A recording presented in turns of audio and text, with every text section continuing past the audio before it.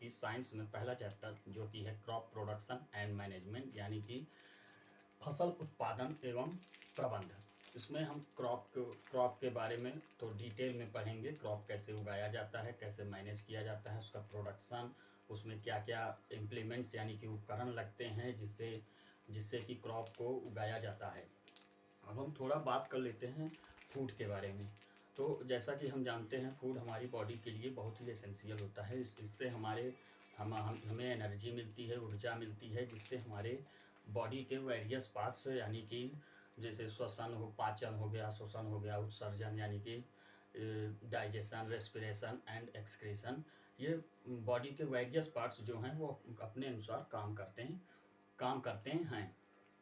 और जैसा कि हमने क्लास 7th में पढ़ा था, पौधे अपना भोजन स्वयं बनाते हैं। किसके द्वारा? प्रकाश संश्लेषण यानी कि फोटोसिंथेसिस के द्वारा। और हम मनुष्य सहित जीव जंतु यानी कि animals including human can not make their own food. वो अपना भोजन, मनुष्य सहित जीव जंतु भी अपना भोजन बनाने में असमर्थ हैं। मनुष्य सहित जीव जंतु भी अपना भोजन बनाने में असमर्थ हैं। तो आइए हम अब थोड़ा पीछे चलते हैं, यानी कि अराउंड 10,000 BC।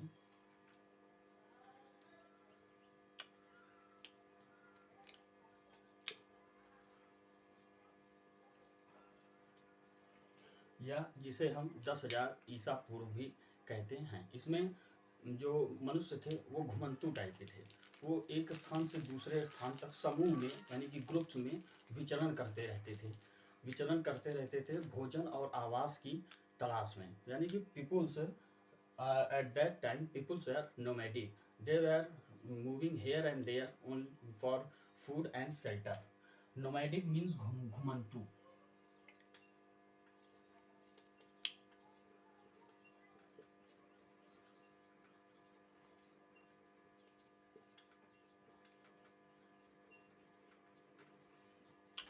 इस वर्ड को आप अपने दिमाग में मेमोराइज कर लीजिए, क्योंकि ये वर्ड बहुत ही इंपॉर्टेंट है, नोमैडिक, क्योंकि आपसे इसकी मीनिंग भी पूछ सकता है पेपर में। वो इधर से उधर जो उस टाइम पीरियड में जो मनुष्य थे वो इधर से उधर भोजन और आवास की तलाश में भटकते रहते थे। तो वो कुछ दिनों तक भाई यही इसी तरह से काम चलता रहा। फिर उन्होंने कुछ दिन बाद फिर वह जानवरों का शिकार करना शुरू कर दिया, यानी एनिमल हंटिंग करना शुरू कर दिए, जिससे कि वह अपना गुजारा कर सकें। ऐसा उन्होंने सोचा कि हम कब तक करेंगे, कुछ ना कुछ तो ऐसा करना ही पड़ेगा जिससे कि हमारी जो जीवन याचिका है, जो जीवन है वो कैसे चलेगा, यानी लाइफ कैसे स्टेबल रहेगी। तो उन्होंने उसके लिए खेती करने का निश्चय किया। सो आइए हम सबसे पहला टॉपिक जो है क्रॉप, उसके बारे में जानते हैं।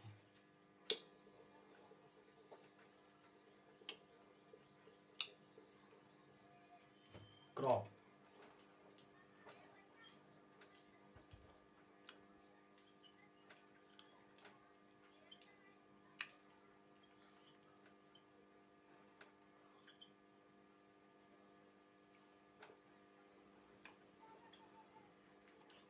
जब एक ही किस्म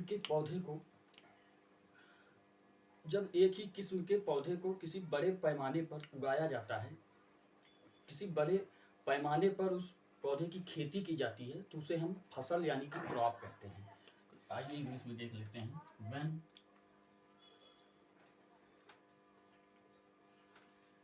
प्लांट्स ऑफ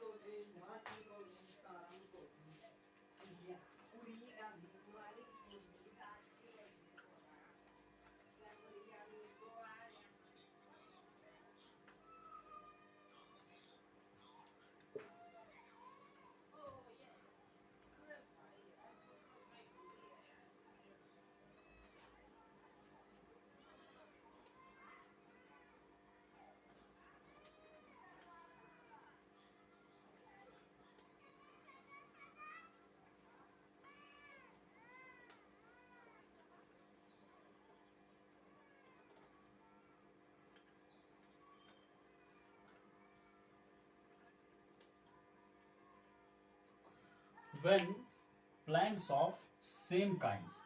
अब आपको देखिए, आप जैसे अब आपको याद करना हो तो आपके लिए कुछ की पॉइंट्स होने चाहिए जिसको आप अगर मिला लेंगे तो आप आसानी से उस डिफिनीशन को, यानी कि उस वर्ड, उस परिभाषा को याद कर सकते हैं। तो देखिए, देखते हैं, when plants of same kind.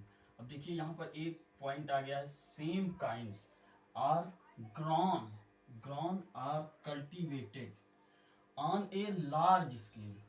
Large scale means यानी कि बड़े पैमाने पर, जब किसी भी चीज की बड़े पैमाने पर खेती होती है तो उसे ही क्रॉप कहते हैं। यानी कि इसमें आपको की पॉइंट्स, यानी कि 3 की पॉइंट्स आपको मिल गए। फर्स्ट देखिए, सेम काइंड, जिसे एक ही किस्म के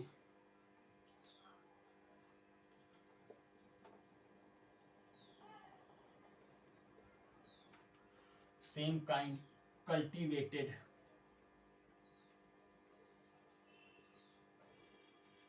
गाना,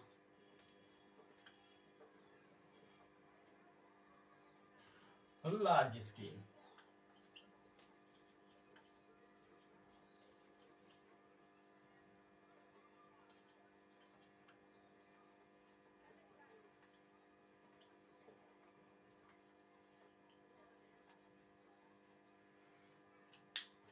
आपने इस डिफिनेशन देखा, same kind when plants of same kinds are grown or cultivated on a large scale, यानी कि बड़े पैमाने पर जब किसी भी चीज की खेती होती है तो उसे हम क्रॉप कहते हैं। अब आपने अगर इसकी की पॉइंट्स को, जितने भी हैं इन सबको अगर आपने अच्छे से अपने दिमाग में बैठा लिया तो आपको इस डिफिनेशन में कोई दिक्कत नहीं होगी।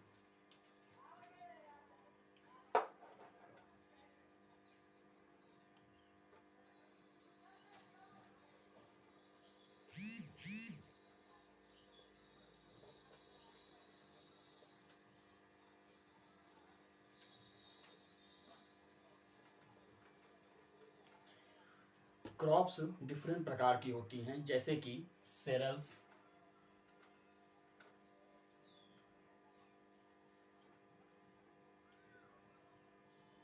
वेजिटेबल,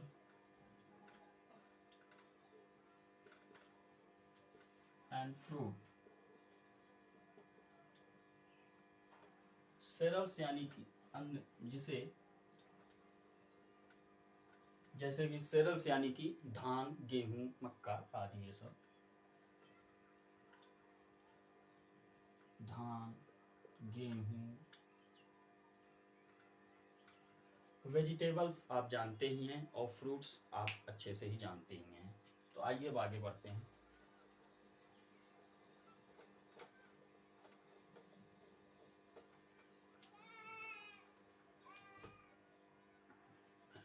जैसा कि हम जानते हैं, जैसे कि आपने, जैसे किसी ने बोला कि गेहूं की फसल, यानी कि गेहूं की फसल का मतलब है वहां पर जो भी होगा वो पूरा गेहूं की फसल होगी, यानी कि वो पूरा पौधा जितने भी होंगे वो सब गेहूं की होंगे। ऐसा नहीं है कि वहां पर किसी अन्य वस्तु का अन्य पौधा होगा। अब हम जानते हैं, जैसे कि हमें पता है कि India is so vast country, यानी बहुत बड़ी कंट्री है। यहाँ पर जो मानसून होता है जो वो हर जगह पर अलग अलग रहता है, यानी कि जैसे अब उसी मानसून के अलग अलग होने के कारण, यानी मानसून जो है जैसे आर्द्रता हो गई, ह्यूमिडिटी हो गया, रेनफॉल, ये सब हर जगह पे अलग अलग होता है। तो उसी के अनुसार हम खेती को 2 भागों में करते हैं, यानी 2 broad pattern.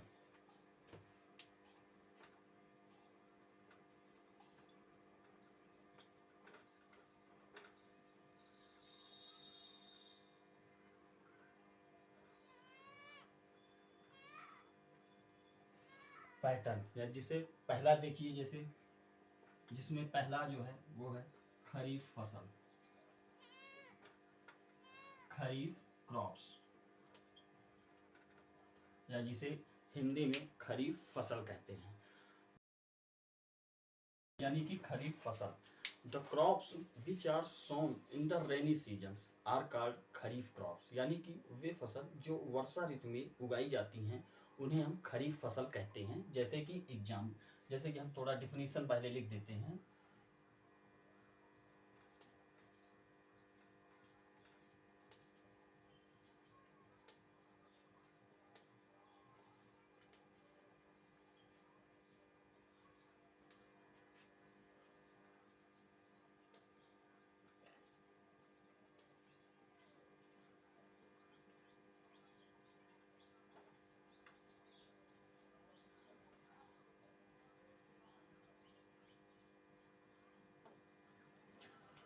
Crops which are sown in rainy season, यानी कि वे फसल जिन्हें हम वर्षा ऋतु में बोया उगाया जाता है उन्हें हम खरीफ फसल कहते हैं। एग्जाम्पल पैडी यानी कि धान, मेज,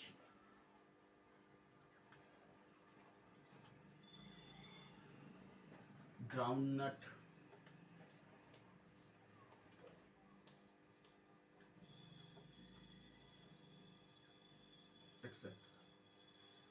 यानी कि वे फसलें जो वर्षा ऋतु में उगाई जाती हैं, जैसे कि धान हो गया, गेहूं हो गया, मक्का हो गया, सोयाबीन हो गया, यहाँ पर सोयाबीन नहीं लिखा,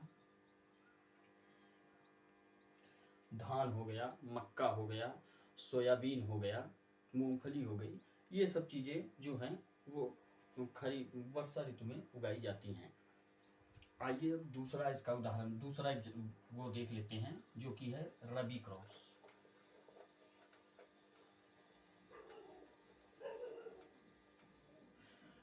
खरीफ क्रॉप्स ये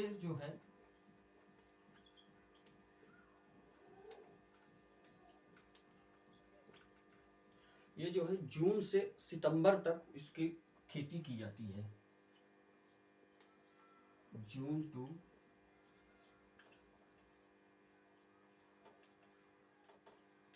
सितंबर। अब आपको जैसे पेपर में याद करने के लिए आप इसका जून टू सितंबर यानी कि याद कर लीजिएगा, तो आपको आसानी होगी कि आपको पता चल जाएगा खरीफ क्रॉप्स क्या होती हैं या किस मौसम में उगाई जाती हैं।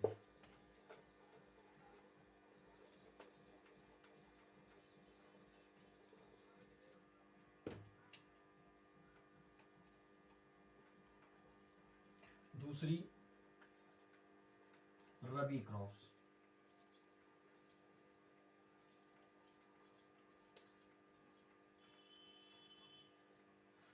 रबी क्रॉप्स वे फसल जिन्हें हम शीत ऋतु यानी कि ठंड के मौसम में उगाते हैं उन्हें हम रबी क्रॉप्स कहते हैं। The crops which are sown in the winter season are called rabi crops.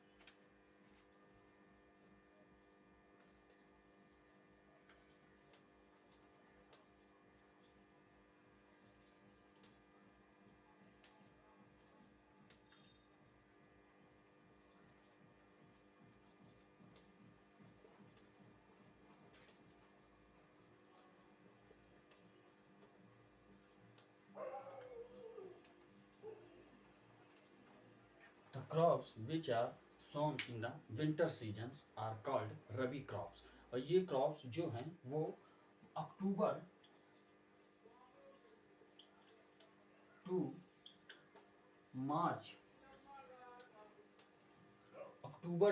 मार्च तक उगाई जाती हैं ये फसलें। अब इसका एग्जाम्पल देख लेते हैं, इसको रब करना पड़ेगा।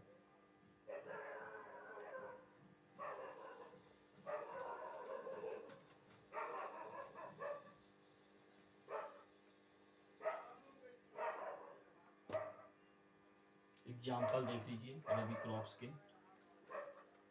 वीट, ग्राम, पी, मस्टर्ड एक्सेट्रा। शीत ऋतु में जो रबी क्रॉप्स जो विंटर सीजन में जो फसलें उगाई जाती हैं वे हैं गेहूं, चना, मटर और सरसों।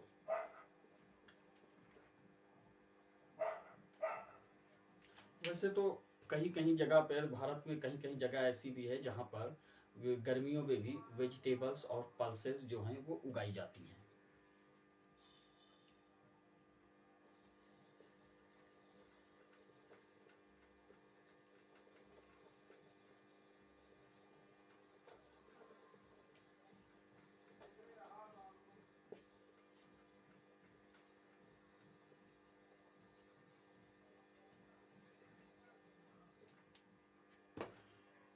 हमने अभी क्रॉप के बारे में थोड़ा जानकारी ली और उसके जो टू ब्रॉड क्रॉप पैटर्न थे उनके बारे में थोड़ा हमने जानकारी निकाली। अब हम थोड़ा आगे चलते हैं और कृषि पद्धतियाँ जो कि एग्रीकल्चरल प्रैक्टिस उसको हम देखते हैं।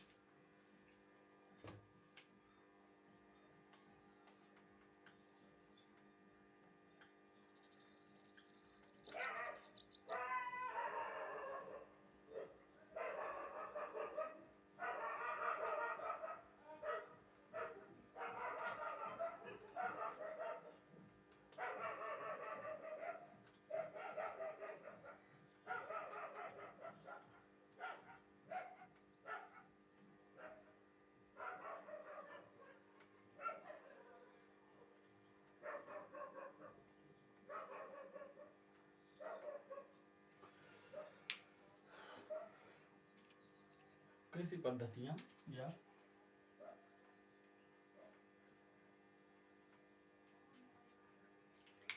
कृषि पद्धतियाँ जब किसी भी फसल को उगाने के लिए जो है जो बहुत सारे उपकरण यूज करने पड़ते हैं, बहुत सारी प्रक्रियाएं होती हैं जो वो फसल उगाने के लिए उपयोग में आती हैं, उसे उन्हीं उन्हीं को कृषि पद्धतियां यानी कि एग्रीकल्चरल प्रैक्टिसेस कहते हैं। इंग्लिश में देख लेते हैं। Cultivation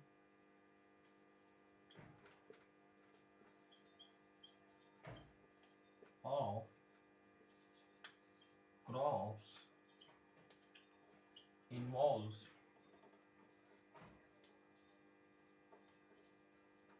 several activities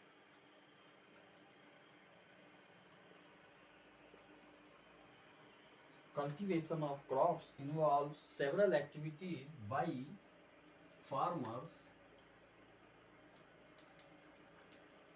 over a long period of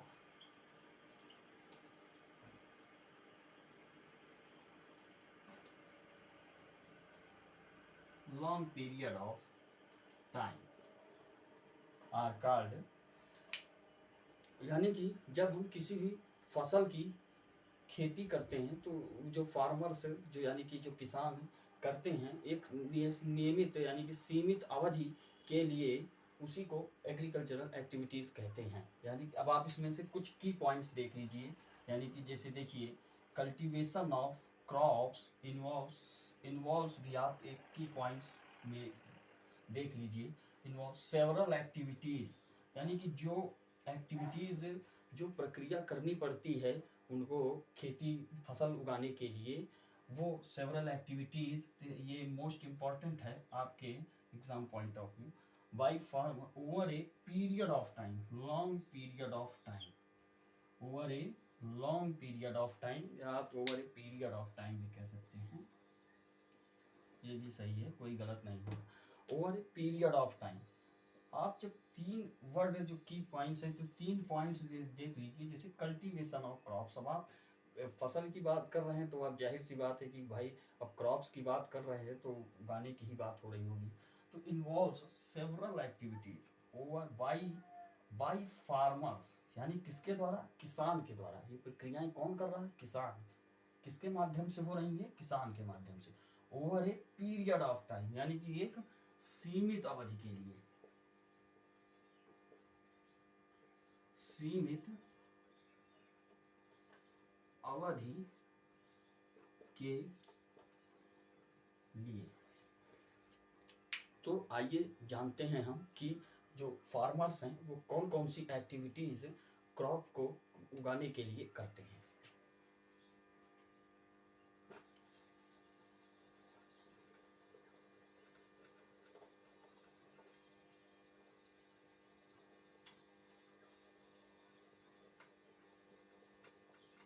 इसमें पहला पॉइंट है जो कि है preparation of soil.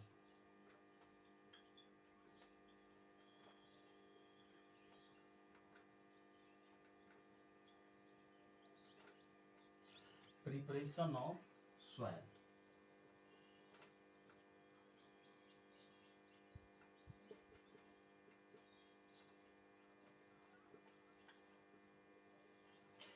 Preparation of soil, preparation of soil यानी कि मिट्टी तैयार करना।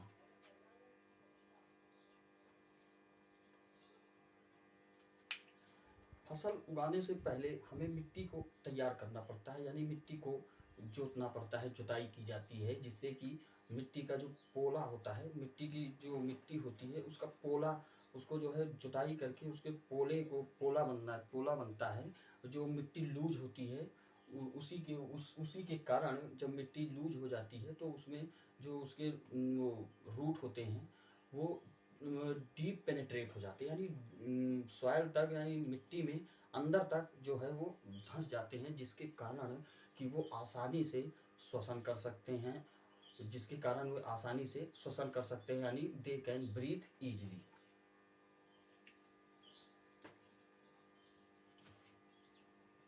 इसमें आप एक पॉइंट देख लीजिए जो है tilling, or plugging.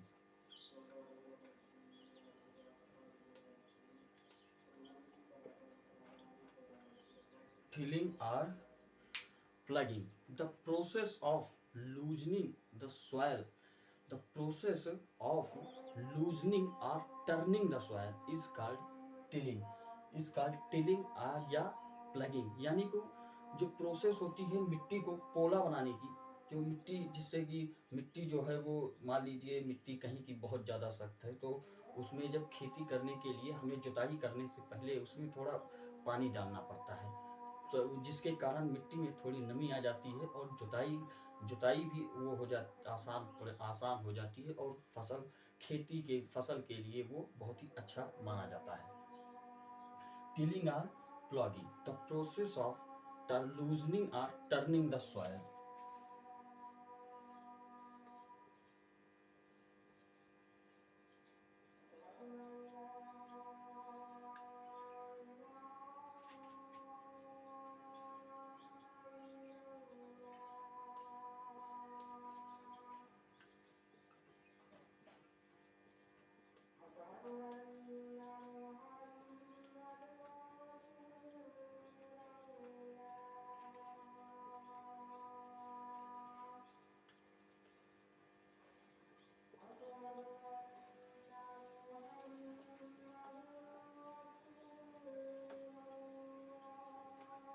The process of loosening or turning the soil is called tilling or plugging। अब आपके दिमाग में एक क्वेश्चन आ रहा होगा कि हम मिट्टी का पोला क्यों बनाते हैं। मिट्टी का पोला इसलिए बनाते हैं, अब इसका मिट्टी का पोला जो बनाते हैं उसके लिए हम थोड़ा उसका कुछ प्रॉफिट यानी कि उसका बेनिफिट देख लेते हैं कि इसको मिट्टी को पोला क्यों बनाते हैं, इससे क्या फ़ायदे हैं, क्या क्या होता है इससे।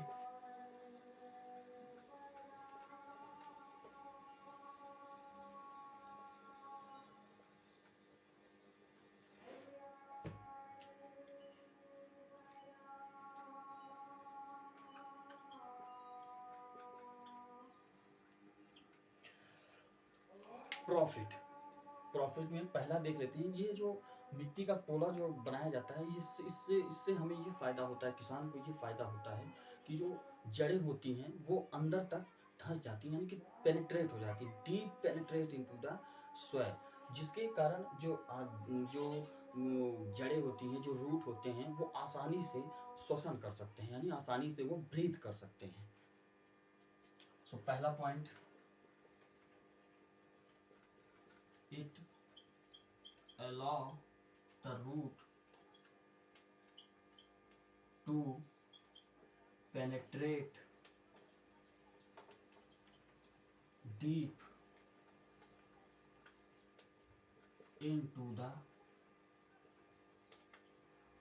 soil। It allow penetrate deep into the soil, और जिसके कारण जो क्या कहते हैं मिट्टी का पोला जो होता है वो जो है रूट को आसानी से श्वसन यानी कि ब्रीथ करने में हेल्प करता है, यानी मदद करता है।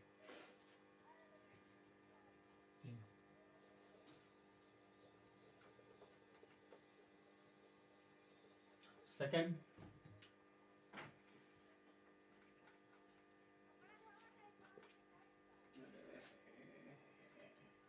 खाना पीना होना होगा। Second point, it help the growth of earthworms and microbes, यानी कि ये जो है, जो मिट्टी में केचुए रहते हैं, सूक्ष्म जीव रहते हैं, उनकी ग्रोथ करने में मदद करता है।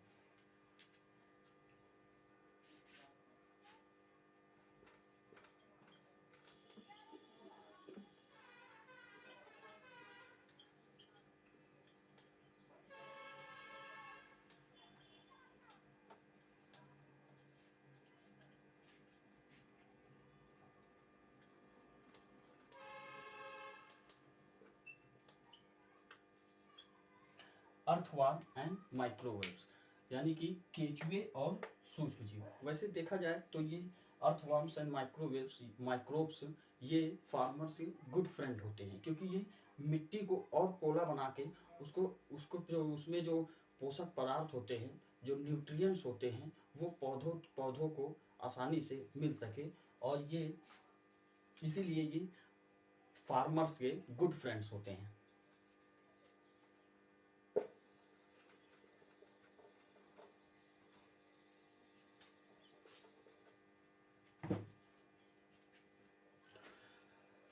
Third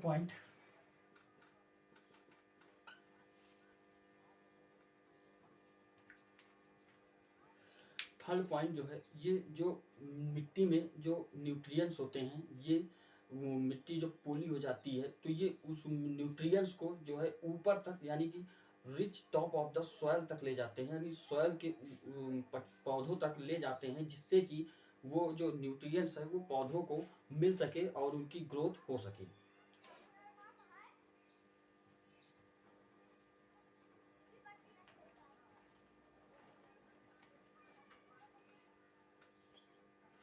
bring the nutrients rich top of the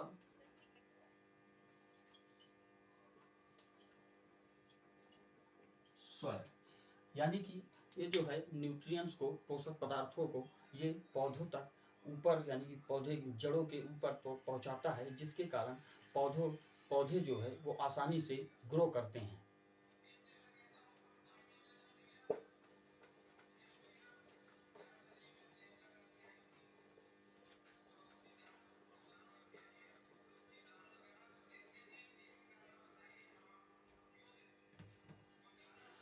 अब थोड़ा एक पॉइंट है उसके बारे में जान लेते हैं, जो कि है क्रम्स।